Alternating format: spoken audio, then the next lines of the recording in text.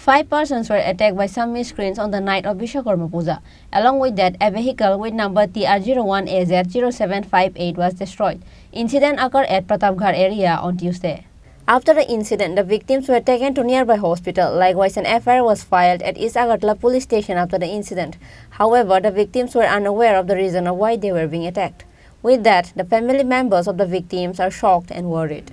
কালকে পূজা গেছে, বিশ্বকর্মা পূজা গেছে, পরে আমরা 5 জনে গেছিলাম পরে আত্মীয়র বাড়ি প্রসাদ টসাদ খাইছি। 12:30 1টা বাজে এই সময় আমরা আইতাছি পরে জল ক্লাবের সামনে গাড়ি দুইটা আমরা বের দেলাইছে পরে আমরা কি হইছে কইতে দেরি নাই, মারধর প্রচন্ড করছে পরে প্রচন্ড করছে, মাথা টাথা ফাটাই দিছে।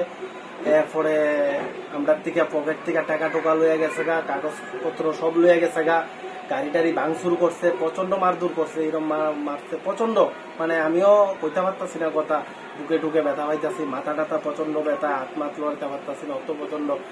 এই তারা কোন হাসপাতালে আছে, যে ডিএম থেকে আগরতলা হাসপাতালে তারা রেফার আছে পর্যন্ত।